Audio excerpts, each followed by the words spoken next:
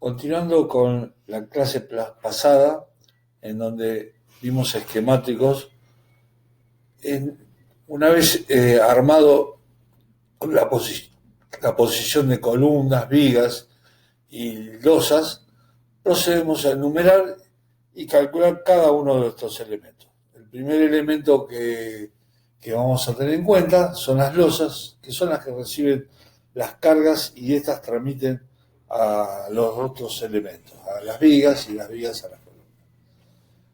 Las losas o placas son elementos superficiales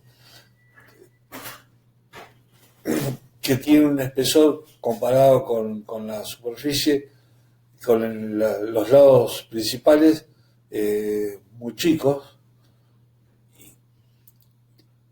y forman la parte estructural horizontal de las plantas de los edificios. Estas reciben cargas que pueden ser repartidas, uniformes, pueden ser superficiales en un sector, pueden ser muros, etc. Acá les indico un par de fotos donde tenemos el armado de una losa. Esta es una losa que ahora lo vamos a ver con lo que denominamos losas armadas en un solo sentido, donde sí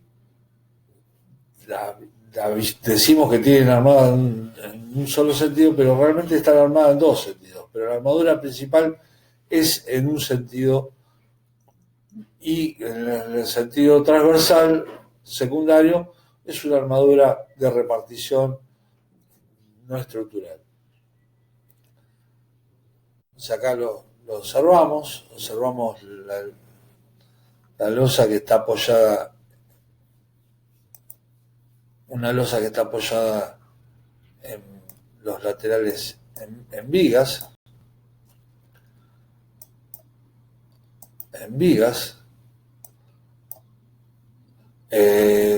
la losa está armada en un solo sentido, le decimos, tiene continuidad hacia los demás, hacia los laterales. Fíjense, observamos que se doblan, llegando a los apoyos, una armadura que pasa a ser una armadura superior.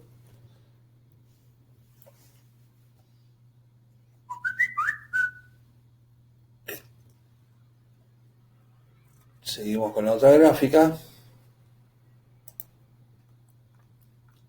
Es el mismo planteo, losas armadas en un solo sentido. En este caso tenemos vigas donde descansa la losa principal, las vigas donde descansa la losa principal, y tenemos vigas secundarias que son para apoyos de otros tramos o para el arrastramiento general de la estructura. Seguimos con las gráficas, con las fotos, y aquí observamos una losa con armadura cruzada. Observen que la armadura principal es en los dos sentidos, es una armadura más tupida, depende, esta densidad de hierro depende de la carga y de las luces que tengamos. Observen que en el tramo la armadura es inferior, o sea, concuerda con la tracción, con la tracción, o sea, la tracción sobre el hierro, mientras que en los apoyos vemos que se dobla el 50% de un lado, 50% del otro, y la armadura principal la vamos a tener en la parte superior. Si quieren observar, fíjense, acá en el tramo tenemos armadura en un sentido, armadura en otro sentido. Después tenemos, y acá en las losas estas, en los apoyos tenemos losa superior. En este caso, como son continuas, vamos a tener un momento negativo que tenemos que absorber. En los bordes, observamos que estos bordes no tienen continuidad igual se sabe doblar un 50% por la rigidez que le da la viga a la losa, para absorber ciertos esfuerzos.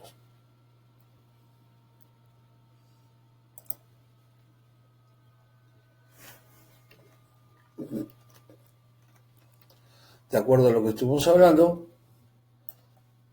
podemos clasificar las losas armadas in situ, en losas llenas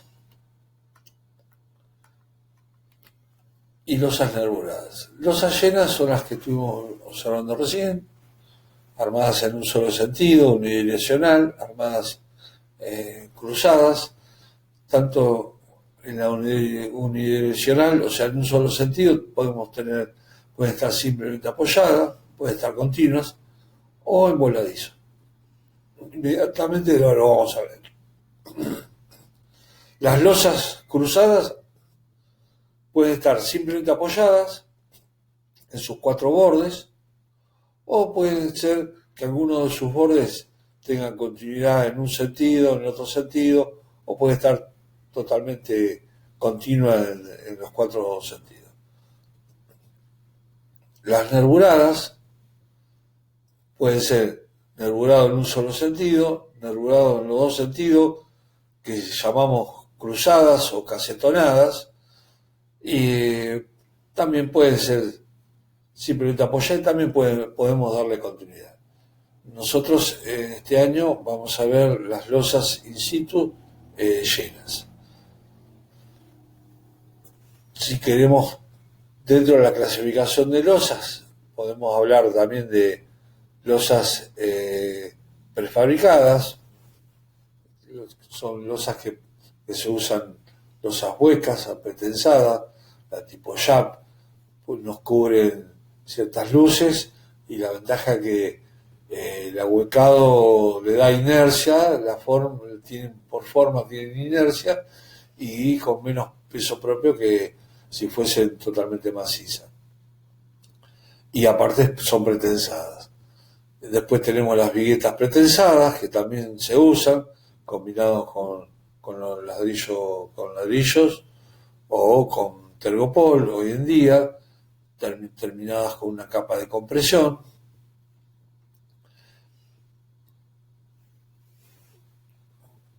Estas losas comúnmente se calculan como simplemente apoyadas. Hacemos referencia a la teoría cuando inicialmente para el cálculo de las losas se usó la teoría clásica, elástica, donde el material era homogéneo, isótropo y elástico, donde las deformaciones eran pequeños con respecto al espesor, el espesor, las flechas eran también insignificantes con respecto al espesor, y las fibras eran planas, y después de la deformación siguen siendo planas. O sea, la teoría elástica. Lo que sí están las losas, el comportamiento, no son ni elásticos, ni homogéneos, ni isótopos. O sea, por eso que los valores que obtenemos de la teoría son valores aproximados.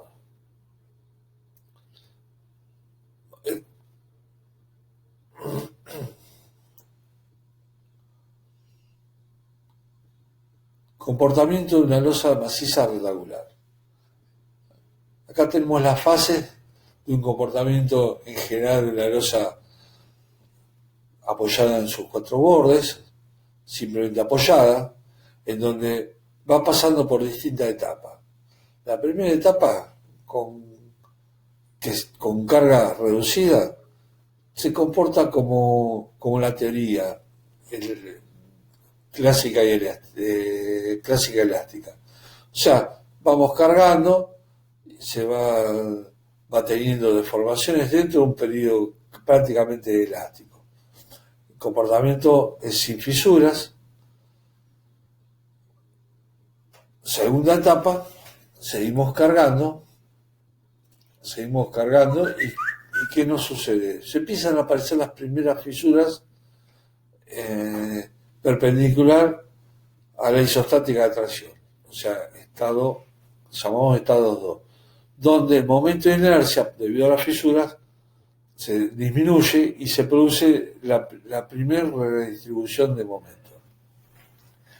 Ya el cálculo ya tiene variación con el método elástico, los comportamientos. Por ejemplo, acá tenemos la figura fase de fisuración. Fíjense que aparecen las primeras fisuras en donde los momentos son máximos. Acá lo tenemos en esta gráfica.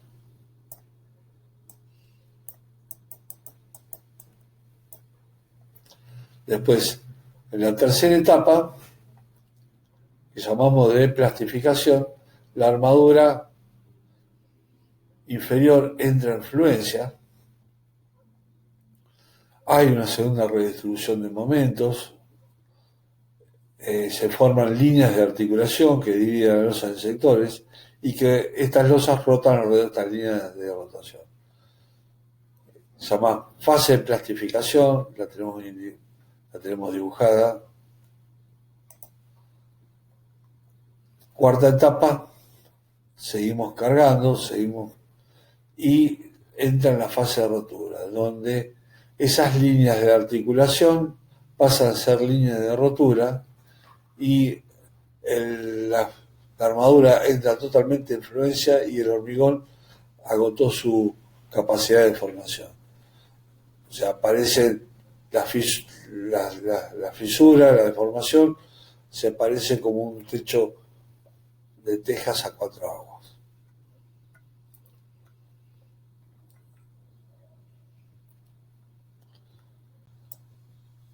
Losas macizas. Ya habíamos hablado que clasificamos las losas armadas en una o en dos direcciones. Las losas armadas en una dirección pueden ser voladizos, puede tener dos lados apoyado en dos lados de vigas, otros dos libres, o puede tener en los cuatro bordes vigas, pero la relación de luces de una con respecto a la otra sea mayor de 2. Por ejemplo, acá en la gráfica lo que vemos es, por ejemplo, en la gráfica A1, que tenemos los 4 bordes apoyados, pero la luz LX sobre LY mayor que 2. En la otra gráfica al revés, LY sobre LX mayor que 2. O sea, tenemos los 4 bordes. Esa es una situación. La otra situación es que tengamos 2 vigas. Por ejemplo, lo más normal es este caso que les marco acá. Que está la losa en un solo sentido y está armada y está apoyada en 2 vigas, o sea, la losa en la menor dirección y este es el caso normal de losas armadas en un solo sentido, donde la luz LI es mucho mayor que LX,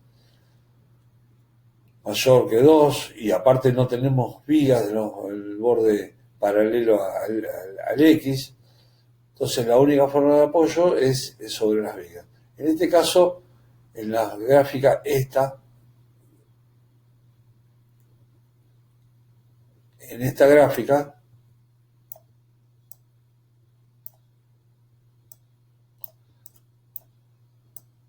tenemos vigas en este sentido y en el borde X libre, y el lado mayor, la losa está armada en el lado mayor. Esto sí o sí, ¿por qué? Porque se apoyan las vigas.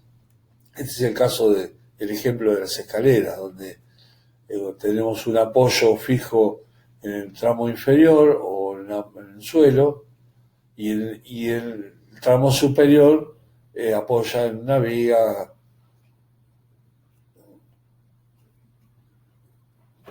donde el ancho de la escalera es 1 metro, 1,10 m, por ejemplo, y el largo de la escalera puede ser 3 metros, 4 metros de acuerdo a la altura.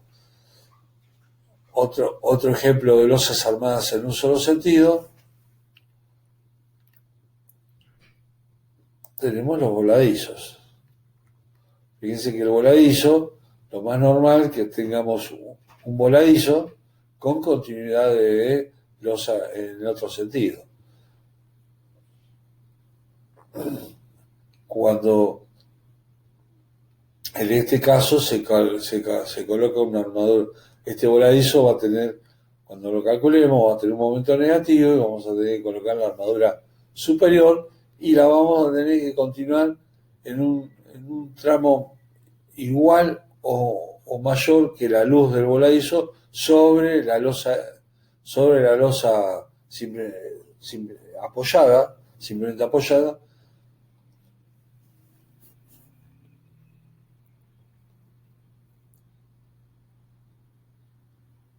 En el caso que tengamos, por ejemplo, el ejemplo C2, el voladizo apoyado en una viga y no tenemos continuidad, es la viga, el momento flector de la losa se lo transmite a la viga en forma de momento torsor.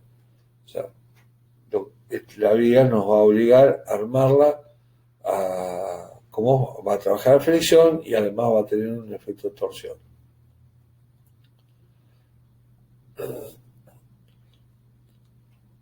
Otro caso tenemos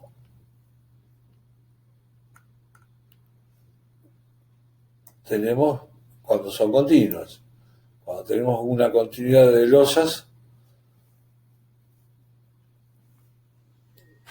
armadas en un solo sentido, donde el apoyo, donde se apoyan, tenemos que armarlo y tenemos que verificar esta armadura de compresión. Acá en la gráfica lo observamos, fíjense, parte de la armadura inferior continúa hasta el apoyo y un 50%, que es lo normal, se dobla y continúa al tramo siguiente para absorber el momento negativo. Por ejemplo, el tramo 2 también, mitad llega hasta el apoyo y el otro 50% pasa al tramo continuo de forma de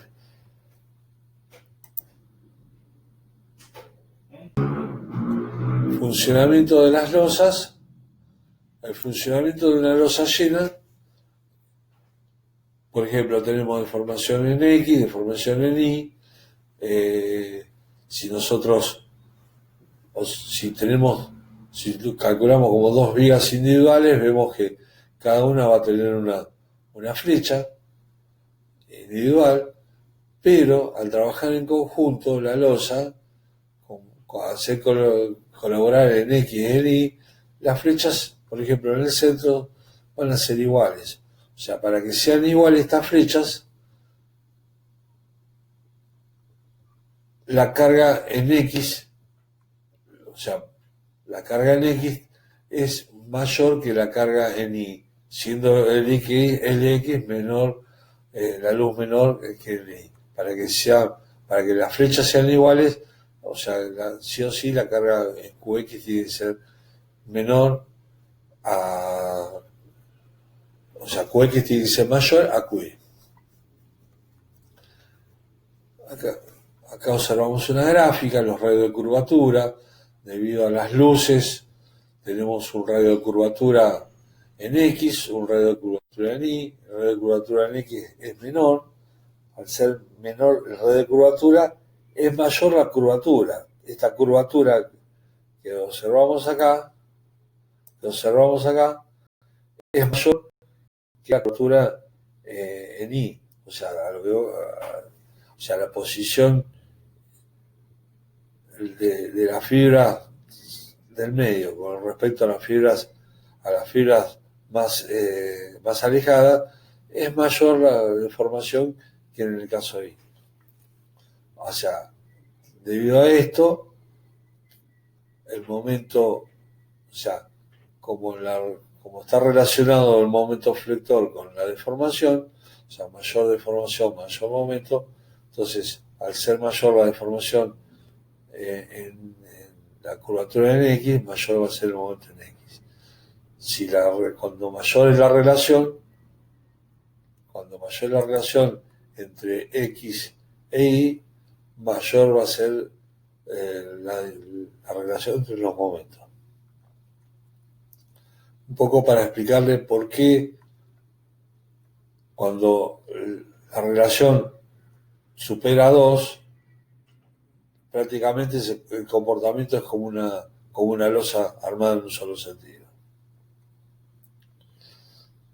En definitiva, viendo las fotos, volvemos a las losas armadas en dos sentidos, es la que tienen 3 o 4 lados apoyados. La relación de luz es menor que 2,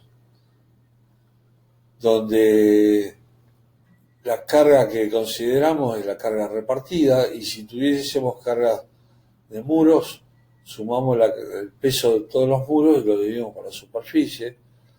Estas losas pueden estar apoyadas, simplemente apoyadas, pueden estar continuas en un lado. Por ejemplo, en este caso tenemos la continuidad, esto es lo que nos marca el empotramiento.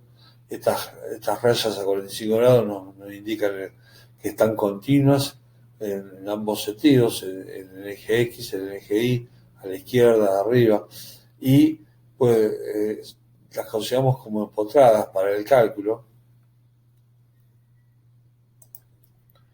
Puede estar totalmente empotradas o puede haber un borde libre.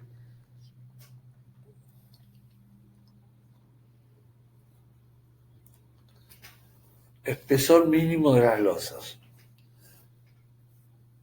Acá damos valores que se aconseja para tomar como altura mínima, donde H es la altura del borde superior de la losa hasta la armadura principal, y D es la altura H más un recubrimiento. En el caso de losas normales, el recubrimiento se toma 2 centímetros. En el caso de condiciones extremas, o sea, en el caso de ambiente agresivo, se puede tomar 3, 4 centímetros. La altura total de la losa va a ser H más el recubrimiento, donde H va a ser igual a la luz menor dividido el coeficiente M. Este coeficiente M está dado en el caso de las losas unidireccionales, donde tenemos acá el esquema. Si es empotrado, tenemos M igual a 12. Si tenemos simplemente apoyado sobre 30, si es continuo en sobre lado, 35, si es continuo en doble lado, es 40. Por ejemplo, un voladizo que tenga una luz de 1,20 m, hacemos la luz 1,20 m dividido 12 nos da 10, más el recubrimiento 2, tendríamos que adaptar 12 centímetros. Mientras que una losa cruzada, los coeficientes que nos dan, si está simplemente apoyada, es 50, si contiene un solo borde o dos bordes, 55, y si está totalmente apoyada, continua, es sobre 60. Estos son valores mínimos recomendados por reglamento. A estos tengan en cuenta que es para cargas normales también. O sea, si yo tuviese que cargas importantes de depósitos con sobrecargas importantes, estos valores quizás van a tener que reverlos un poco.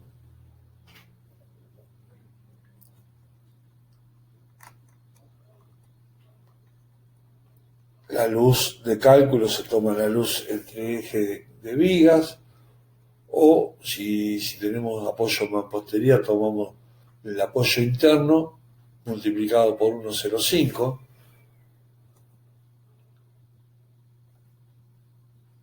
O sea, L0 es el apoyo interno, y si tuviésemos vigas de un ancho muy anchas, lo que se toma también es la luz interna entre vigas por 1,05.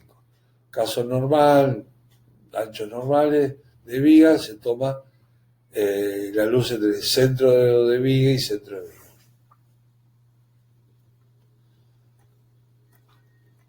Cargas que vamos a tener sobre la viga, vamos a considerar cargas permanentes y accidentales, sobrecargas. Dentro de las permanentes tenemos peso propio, peso de muro, peso de contrapiso, cielo raso, cargas que van a ser duraderas con el tiempo. Mientras que las sobrecargas son cargas accidentales de muebles, personas, que pueden estar o en un lapso de tiempo no menor. Tanto para las cargas permanentes como para las sobrecargas, el reglamento da valores. Por ejemplo, para cargas permanentes tenemos tabulados los pesos específicos y en base a los pesos específicos y a los espesores que adoptamos, nosotros calculamos el peso por metro cuadrado. Algunos elementos ya nos dan los pesos por metro cuadrado. Las sobrecargas son más difíciles de evaluar. El reglamento nos da valores mínimos a tener en cuenta en función del destino y al uso, y son más difíciles de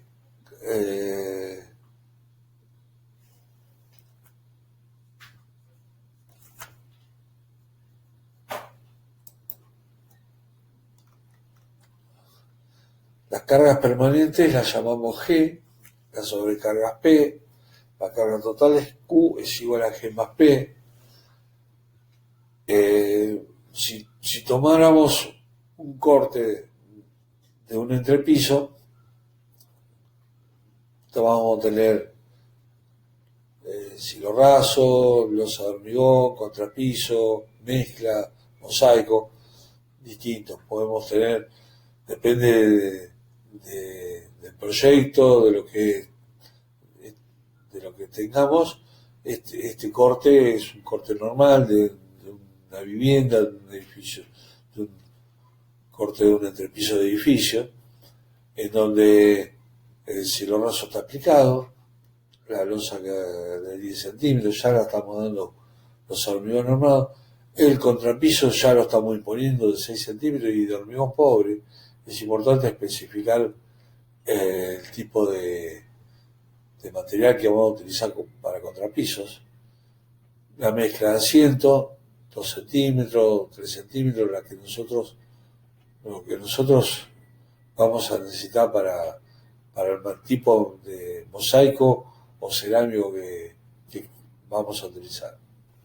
En base a esto, preparamos un análisis de carga, vamos a tabla, sacamos cielo raso de yeso aplicado, ya nos está dando el valor por metro cuadrado, en este caso 5 kilos por metro cuadrado. Vamos a la tabla de las losas y vemos que para una losa el peso propio del hormigón, peso específico del hormigón es 2.400 kilos, andan esos valores, que lo multiplicamos por 10 centímetros, nos da 240 kilos por metro cuadrado. El contrapiso que hemos adoptado, el hormigón pobre, es de 1.600 kilos por metro cúbico, pudiendo también adoptar el de pisos livianos también, por 6 centímetros, mezcla de asiento, la mezcla, vamos a tabla, encontramos estos valores, multiplicado por 2 centímetros, nos da 38 kilos, y el mosaico, o podemos encontrar por metro cúbico, o también tenemos por metro cuadrado por centímetro de mosaico. En este caso adoptamos un mosaico de 2 centímetros, que a 22 kilos por metro cuadrado nos da 44 kilos por metro cuadrado. Sumamos las cargas permanentes, nos da un valor. A eso le tenemos que sumar la sobrecarga, según el destino, dormitorio, cocina, para vivienda rondan los 200 kilos. Y esta es la carga total con la que después vamos a calcular los distintos elementos. O sea, ustedes lo que tienen que hacer es, una vez que armaron el esquemático, calcular el espesor de el espesor de losa. Comúnmente ustedes van a calcular en base a las luces que van a tener, le van a dar losas de 8 centímetros, 9, 10, 11. Lo ideal es uniformar la altura de las losas. No conviene tomar todas las losas de distinto espesor, conviene tomar 1 o 2 espesores y estandarizarlos. Y en base a esos espesores hacer un análisis de carga de cada ambiente. Eso ustedes, de acuerdo al proyecto, a lo que ustedes tienen, van a adoptar si el contrapiso va a ser de hormigón pobre, si la losa, el espesor que va a tener, si tienen silorrazo armado, si tienen mosaicos cerámicos, si tienen carpeta de asiento, o tienen... Eso de acuerdo al proyecto, ustedes van y arman el análisis de carga. Y con este valor de carga, después vamos a hacer el cálculo de esfuerzos, de solicitaciones, y con las solicitaciones después vamos a dimensionar los distintos elementos que, tanto losas en el tramo, losas en los apoyos, y las reacciones que van a transmitir a vigas. Con esto damos finalizado esta clase.